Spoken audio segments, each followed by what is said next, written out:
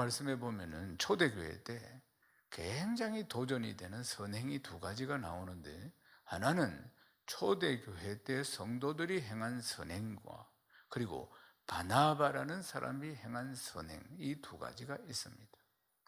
이 선행의 모습이 너무나 모범적이기 때문에 이것을 성경에 기록하면서 우리에게 가르쳐 주고 있는 것입니다. 사도행전 4장 32절 읽겠습니다. 믿는 무리가 한 마음과 한 뜻이 되어 모든 물건을 서로 통용하고 자기 재물을 조금이라도 자기 것이라고 하는 이가 하나도 없더라. 초대교회 성도들은 예수 믿는 것 때문에 고립됐습니다. 유대인들로부터. 그리고 쫓겨났습니다. 그래서 그들은 거의 빈털터리 상태였다 이 말입니다. 가난한 사람들도. 그러니까 그 유대인들 사이에서는 예수 믿는 사람들을 고립시키거나 핍박하거나 이렇게 했다는 것입니다. 이런 상황 가운데서도 보면은 믿는 무리가 모두 다 한 마음과 한 뜻이 되어서 모든 물건을 서로 유무상통했다. 네 것 내 것 없이 전부 다 같이 나누었다는 것입니다. 그리고 자기 것이라고 하는 사람이 아무도 없었다 그 말입니다. 정말 유토피아와 같은 모습들, 유무상통, 네 것 내 것 없이 전부 똑같이 함께 나누는 모습을 볼 수가 있습니다. 그러니까 그 결과로 나타난 게 보면은 그 중에 가난한 사람이 아무도 없었다, 이렇게 이야기하는 거예요. 그 다음 보면은 이름이 요셉이라 하기도 하고 바나바라고 하기도 하는 이 위로의 아들, 번역을 하면 위로의 아들이라는 뜻을 가지고 있는 바나바, 그가 한 선행입니다. 사도행전 4장 36절에서 37절입니다. 읽겠습니다. 쿠르로에서 난 외이족 사람이 있으니 이름은 요셉이라 사도들이 일컬어 바나바라, 번역하면 위도의 아들이라. 그가 밭이 있으며 팔아 그 값을 가지고 사도들의 발 앞에 두니라. 아멘. 요셉이라고 불려지기도 하는 바나바가 초대교회 성도들로부터 가장 존경을 받는 인물입니다. 바나바는 보면은 상당한 부를 가지고 있는 것을 볼 수 있습니다. 바나바가 굉장히 부자였다는 것입니다. 초대교회 성도였던 바나바가. 우리는 마가의 다락방, 성경에 보면 마가의 다락방이 나오잖아요. 그런데 이제 예수님의 제자들과 성도들이 주로 마가의 다락방에 모였고, 사도행전 2장 1절에서 4절 그들이 전혀 기도에 힘써서 성령을 받은 곳이 마가의 다락방이잖아요. 마가의 다락방이 무슨 뜻입니까? 그러니까 거기 성지순례를 가보면은 이게 단순히 우리가 생각하는 다락방이 아니고 2층을 그 당시에는 다락방이라 불렀던 겁니다. 그러니까 큰 집입니다. 보면은 우리는 보면 뭐 자그만하게 막 집 넣어놓고 하는 그런 다락의 개념이 아니고 2층인데 큰 집임을 볼 수 있습니다. 근데 마가의 다락방, 즉 마가의 집인데 마가가 제공을 했다는 거예요.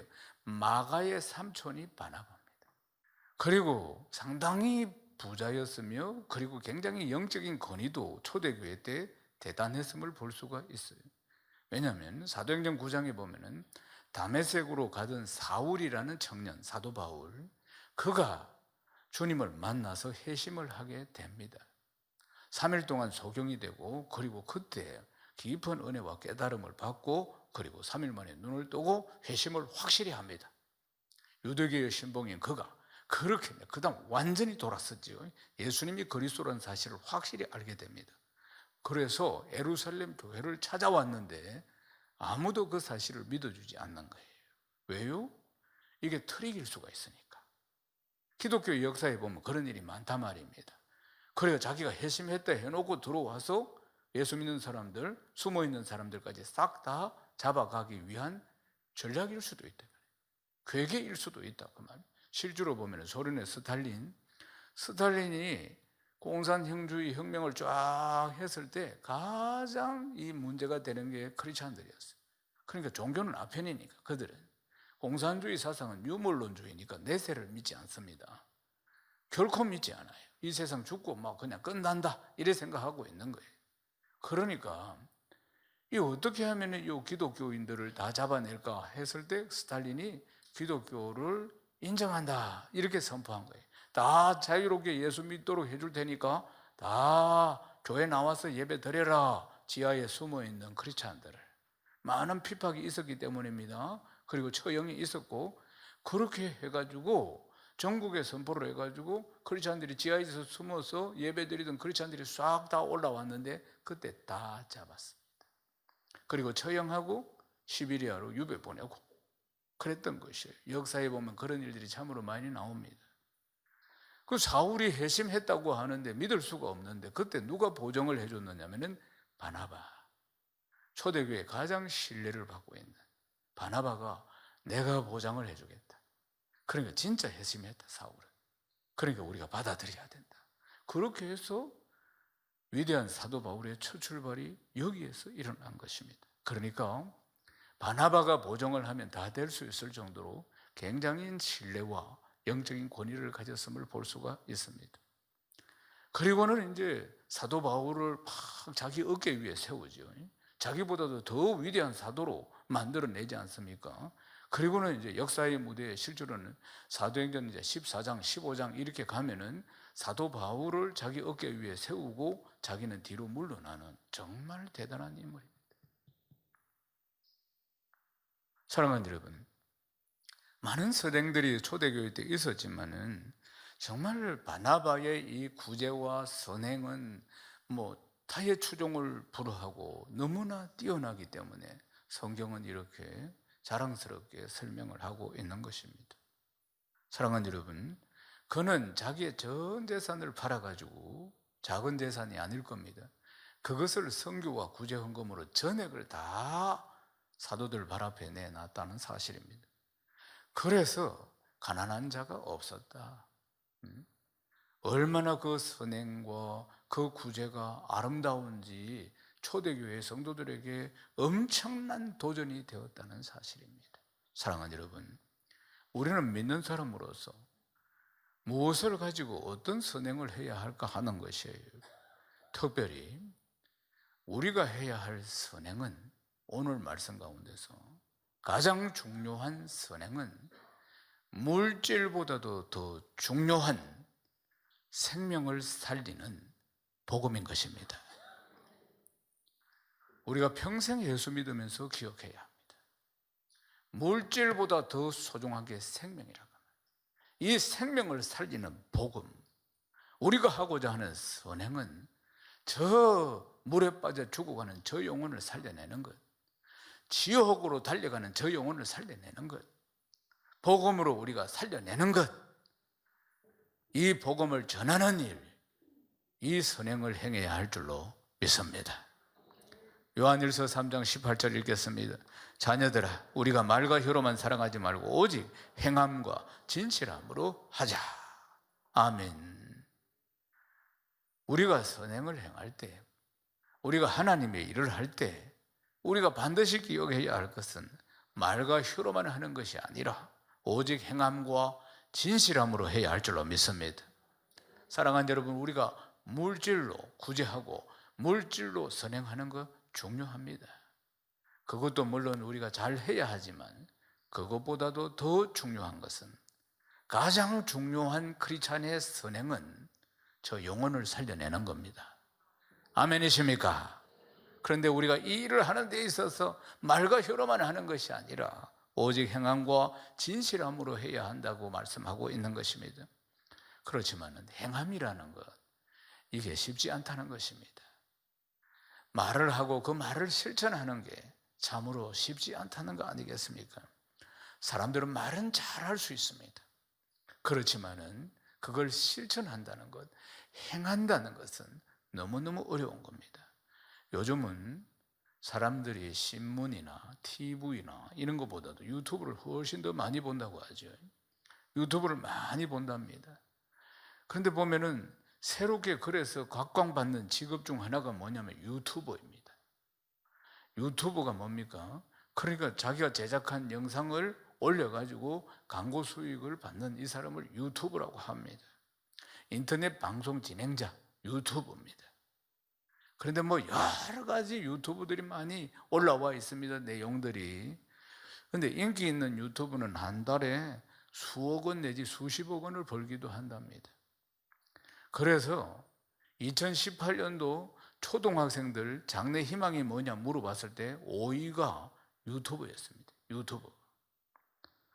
근데 유튜브 성공 신화로 유명한 분이 한 분 있는데, 박말래 할머니, 아주 유명합니다. 박말래 할머니 닉네임이 뭐냐면 코리아 그랜마입니다. 박말래 할머니 1947년생입니다. 70이 넘는 할머니인데 할머니가 50년 동안 혼자서 과일 장사, 공사장에 한바, 여러 가지 하면서 이남일녀를 키워냈습니다. 70대 할머니가 유튜브 유저도 몰랐는데 유튜브 길로 들어선 것은 손녀딸이 제안을 해서 그렇습니다. 2016년도에 이 막 띵하고 몸이 안 좋아가지고 병원에 가서 진료를 받아보니까 치매 초기 증상이다. 치매가 오고 있다. 조심해라. 이렇게 진단을 받은 거예요. 할머니 깜짝 놀랐어요. 7남매 막내인데 언니 셋이 이미 치매로 고통을 받고 있기 때문에 이게 뭔가 가문의 유전적인 부분들이에요. 그리고 자기에게도 이게 시작된다. 조심해라. 의사의 판정이었습니다. 그래서 이 손녀딸이 할머니를 이 치매를 안 걸리게 하는 방법을 유튜브로 하는 거라고 생각한 거예요, 이 딸이. 그래서 할머니를 데리고 영상을 찍어가지고 유튜브로 올리는 거. 그걸 하면 할머니 기억력도 이런 것들이 괜찮을 거라고 요 귀한 손녀가 그렇게 생각한 거예요. 그래가지고 이 손녀딸이 얼마나 귀한지 잘 나가던 직장도 그만두고, 그리고 할머니 치매 오는 거 막는다고 그래가지고 아주 할머니하고 영상을 찍어가지고 유튜브로 올리기 시작했어요. 박말래 할머니 욕 나오는 호주 여행기, 이 영상이 막 히트를 치게 된 거예요. 그러면서 유튜브 활동을 시작했습니다. 그 뒤에 박말래 할머니 영상이 막 연일 화제가 되었어요. 어떤 일이 일어난 줄 아시죠? 유튜브 CEO가 누구냐면은 수전 워치스키라는 사람이에요. 수전 워치스키라는 사람이 박말래 할머니 만나러 온 거예요. 이게 그 사진입니다. 너무나 아주 박말래 할머니 만나러 왔어요. 이 박말래 할머니입니다. 구글의 CEO가 누구냐면은 선다피차이입니다. 선다피차이가 뭐라고 했는지 아십니까? 박말래 할머니 콘텐츠를 통해서 영감을 가장 많이 받고 있다. 이래 이야기한 겁니다. 그러니까 성공한 유튜버죠. 완전히 성공한 유튜버가 되어서 제2의 인생을 살고 있는데 그 외에도 많은 유튜버들이 돈과 인기를 얻고 살고 있습니다. 그래서 수억 내지 수십억씩 이렇게 버는 유튜버들도 더러 많이 있는 것입니다. 이런 인기 때문에 직장인들이 직장생활 힘들면은 하는 헛소리가 두 가지가 있는데, 하나는 퇴사할 거다. 그 다음 두 번째, 퇴사하고 유튜브 할 거다. 이런 헌을 한다는 것입니다. 직장생활 하다 보면 아이고 나 그만둘 거다, 이 소리는 자주 하는 이야기 아니겠어요? 아이고 나 이 직장을 바꾸든지 그만두든지 이 소리 자주 한다고요. 그래서 그냥 그걸 하는 소리라 하는 겁니다. 그런데 요즘은 하는 소리가 하나가 더 보태져 가지고 난 퇴사하고 유튜브 할 거다, 이래 이야기 하는 거예요. 유튜브에서 박말래 할머니 이래 다 성공하는 걸 보면서, 일부에서 그런 걸 보면서 유튜브로 해야 되겠다, 유튜브를. 그렇게 말하는 사람들 몇 명이나 퇴사를 하는가? 몇 명이나 실제로 퇴사하고 유튜브를 하는가? 그래서 그냥 하는 소리라는 겁니다. 하는 소리. 퇴사할 거야, 퇴사하고 유튜브 할 거야, 이런 말을 하루에 수십 번 한다 할지라도 그것을 실행으로 옮기는 것은 정말 어렵다는 것입니다. 안전한 직장, 이 어려운 때 말이에요. 그런 직장 하나도 잡고 있기는 얼마나, 그걸 그만두고 나서 과연 유튜브가 성공한다든지 경제적인 대책이 된다든지 이런 보장이 없다, 그 말입니다. 그러니까 사람들은 말은 그렇게 하지만은 실제 실행을 못하는 것이에요. 사랑하는 여러분, 우리가 복음을 전하고 선행을 하는데 복음을 전하는 이 선행을 하는 것도 역시 마찬가지입니다. 입으로는 우리가 수백 번 복음을 전해야지, 저 영혼을 살려야지 이렇게 말은 할 수 있는데, 그런데 그게 실행한다는 게, 행함이 따라간다는 것은 쉽지 않다는 사실입니다. 그러기 위해서는 포기해야 하는 것들이 여러 가지 따라올 수도 있습니다. 내 시간을, 그리고 내 재정을, 또 내 자존심, 이런 것도 내려놓고 이 일들을 행해야 할 수도 있다는 사실입니다. 그러니까 무슨 일이든지 행함이 없으면 그냥 말뿐이지, 그냥 허무한 말뿐이지 실행이 안 되고 결과가 없다는 사실 아니겠습니까? 사랑하는 여러분, 이 선행, 오늘 제가 이야기 드리는 이 선행은, 복음을 전해서 저 영혼을 살리는 이 선행은 하나님이 가장 기뻐하시는 선행입니다. 우리 예수님 오셔서 한 이야기는 나는 이스라엘의 잃은 양 찾으러 왔다고 이야기하세요. 예수님 오셔서 나는 복음 전하기 위해서 오셨다고 말씀하셨습니다. 그리고 천국 복음이 땅 끝까지 다 전해지면 내가 다시 오리라고 말씀하셨어요. 그러면 이 복음을 전하는 일을 그 수많은 천사들을 사용하시지 않고 하나님은 우리를 사용하십니다. 그래서 우리가 중요한 거예요. 아멘이십니까? 우리를 통해서 하나님은 이 일을 이루시기를 원하신다는 것입니다. 그렇다고 해서 사랑하는 여러분, 행함만 있어서는 안 됩니다. 행함만 있으면 그게 반쪽짜리인 것입니다. 우리의 행함 가운데 정말 중요한 게 뭐냐면 진실함이 있어야 한다는 겁니다. 행함과 진실함. 오늘 말씀의 제목이 뭡니까? 행함, 진실함, 그리고 사랑함입니다. 사랑하는 여러분, 하나님이 가장 기뻐하시는 것은 우리가 복음을 전해서 천하보다도 더 귀한 저 영혼 하나를 살리는 것입니다. 이 일을 우리가 행함과 선행과 진실함으로 우리가 감당할 때 큰 기쁨의 역사가 일어날 줄로 믿습니다. 요한일서 3장 18절 말씀 우리 함께 읽겠습니다. 자녀들아, 우리가 말과 혀로만 사랑하지 말고 오직 행함과 진실함으로 하자. 아멘. 행함과 진실함으로 해야 하는 궁극적인 일이 뭐냐면 사랑인 것입니다. 행함으로 사랑하고 진실함으로 사랑하라. 이것이 이 말씀의 핵심인 것입니다. 행함이 없는 사랑, 진실함이 없는 사랑은 그냥 울리는 꽹과리, 울리는 그냥 소리나는 꽹과리일 뿐인 것입니다. 행함으로 사랑하고 진실함으로 사랑하는 것, 그리고 성경은 사랑이 어떤 것인지, 하나님의 사랑은 또한 어떤 것인지 우리에게 가르쳐주고 있습니다. 호세아서 1장 2절 말씀 읽겠습니다. 여호와께서 처음 호세아에게 말씀하실 때 여호와께서 호세아에게 이르시되 너는 가서 음란한 여자를 맞이하여 음란한 자식들을 낳아라. 이 나라가 여호와를 떠나 크게 음란이니라 하시니. 아멘. 하나님의 사랑이 어떤 것인지 하나님께서 호세아서를 통해서 가르쳐주고 있습니다. 하나님의 사랑을 호세아를 통해서 보여주시는데 호세아를 음란한 여인과 결혼하게 하십니다. 음란한 여인이 바로 우리를 말씀하는 거예요. 음란한 여인은 죄짓고 그냥 세상을 짜가여 살고 세상 사랑하고 살아가는 것, 그게 영적인 음란함인 것입니다. 근데 하나님께서는 호세아에게 고멜이라는 이 음란한 여인과 혼인을 하게 했습니다.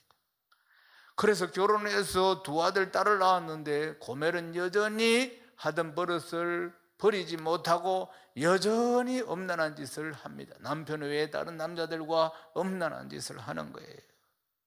그리고는 나중에는 남편을 떠납니다. 이 고멜이라는 여인이 바로 우리 성도들의 상태를 이야기하는 것입니다. 세상에 한 발, 교회에 한 발 걸치고 있는 삶의 태도를 이야기하는 것입니다. 그러면서 이걸 끊지 못하고 여전히 즐기고 있는 것을 말씀하는 것입니다. 하나님께서는 호세아에게 고멜을 찾아오라고 합니다. 다른 남자 품으로 간, 세상으로 간 고멜을 찾아오라. 그래서 호세아는 은 15개, 보리 한 오벨 반, 이걸 들고 가서 그리고는 고멜을 찾아오는 것입니다. 하나님 여기에서 무슨 말씀을 하시는 겁니다? 하나님은 끝까지 사랑하십니다. 하나님은 끝까지 사랑하십니다. 하나님의 사랑은 우리 인생이 하는 사랑이 아닙니다. 우리는 마음에 안 들면 멀어지잖아요. 마음도 멀어지고 몸도 멀어지고 그렇지 않습니까? 그러나 하나님의 사랑은 그렇지 않습니다. 하나님의 사랑은 끝까지 책임지시는 사랑이고 하나님의 사랑은 끝까지 책임지셔서 회복시키시는 사랑인 것입니다. 이것이 하나님의 사랑입니다. 예수님이 하늘 보좌를 버리고 왜 이 땅에 오셨겠습니까? 이 땅에 오셔서 모진 고초를 다 받으시고 핍박을 받으시고 십자가를 지시고 왜 죽으셨습니까? 그런 모욕을 받으면서 전능하신 하나님이신데 우리를 사랑하시기 때문입니다. 이유는 딱 하나입니다. 우리를 사랑하시기 때문에, 우리를 사랑하시기 때문에 고난을 받으신 것입니다. 우리를 사랑하시기 때문에 하나님이신데도 육신을 입고 오셔서 피 흘림이 없이는 제사함이 없기 때문에 우리 죄를 용서해 주시기 위해서, 우리 과거의 죄, 현재의 죄, 미래의 죄를 다 용서해 주시기 위해서 십자가를 지신 것입니다.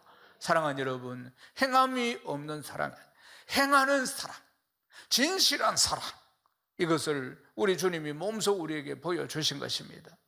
사랑하는 여러분, 우리 주님이 우리에게 보여주신 그 사랑을 따라서 우리에게 생명을 아낌없이 주시는 그 사랑을 본받아서 우리도 말과 혀로만 사랑하는 것이 아니라 행함으로 사랑하고 진실함으로 사랑해야 하는 줄로 믿습니다. 끝까지 사랑하시는 하나님의 사랑, 변함없이 사랑하시는 하나님의 사랑, 끝까지 사랑하셔서 회복시켜 주시는 하나님의 사랑, 이 사랑이 우리를 향해 있다는 사실입니다. 사랑하는 여러분, 우리가 그 사랑을 받은 사람들입니다. 그 사랑으로 우리가 해야 할 일은 하나님 뜨겁게 사랑하고 이웃들을 사랑하는 것입니다. 아멘이십니까? 요한일서 4장 7절에서 8절 말씀입니다. 사랑하는 자들아, 우리가 서로 사랑하자. 사랑은 하나님께 속한 것이니 사랑하는 자마다 하나님으로부터 나서 하나님을 알고 사랑하지 아니하는 자는 하나님을 알지 못하나니 이는 하나님은 사랑이심이라. 아멘. 예수님의 12제자 중에서 제일 나이가 어린 분이 이 사도 요한, 오늘 이 말씀을 기록한 사도 요한이었습니다. 사도 요한은 자기를 요한복음에 표현하기를 어떻게 표현했냐면, 예수님께서 가장 사랑하시는 제자, 예수님께서 사랑하시는 제자, 이렇게 표현합니다. 예수님께서 실제로 가장 나이가 어린 사도 요한을 지극히 사랑하셨습니다.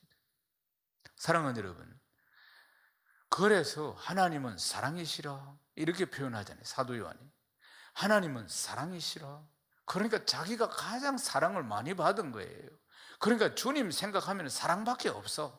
그래서 하나님은 사랑이시라, 자기가 체험한 것을 그렇게 이야기하는 것입니다.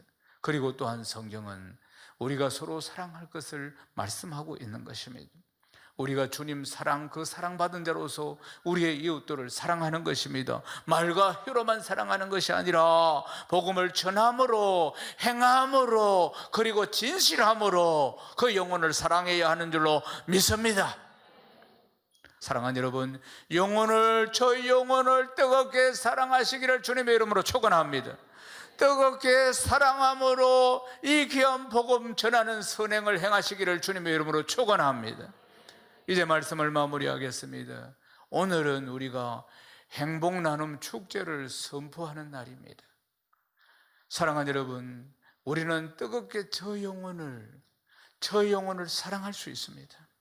행함과 진실함으로 복음을 전할 수 있습니다. 아멘이십니까? 하나님이 포기하지 않았는데 어찌 우리가 포기할 수 있단 말입니까? 결코 포기할 수 없는 것입니다. 복음은 이사야서의 말씀처럼 가난한 자에게 아름다운 소식이고, 마음이 상한 자를 고치는 능력이고, 포로된 자에게 자유를 주는 능력이고, 갇힌 자에게 노임을 선포하는 복된 소식임을 믿습니다. 이사야 61장 1절 말씀 우리 함께 읽겠습니다. 주 여호와의 영이 내게 내리셨으니 이는 여호와께서 내게 기름을 부으사 가난한 자에게 아름다운 소식을 전하게 하려 하심이라. 나를 보내사 마음이 상한 자를 고치며 포로된 자에게 자유를, 갇힌 자에게 노임을 선포하며. 할렐루야. 아멘. 갇힌 자가 노임받게 해야 할 줄로 믿습니다. 사주팔자 운명에 매여 있는 자를 노임받게 해야 할 줄로 믿습니다. 공중권세자 문자에게 잡혀있는 이 자들이 다 이 포로된 결박을 풀고 자유와 해방을 누리게 해야 할 줄로 믿습니다. 복음을 전하는 것이 우리가 할 수 있는 최고의 선행이고 사랑이라는 걸 기억해야 합니다.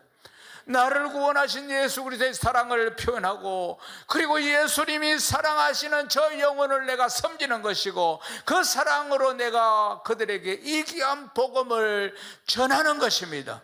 내가 시간을 내고 물질을 들여서 내 자존심을 내려놓고 전하는 것입니다. 행함으로, 진실함으로, 그리고 사랑함으로 복음을 전하는 기쁨을 누리는 복된 성도 다 되시기를 주님의 이름으로 축원합니다. 축원합니다.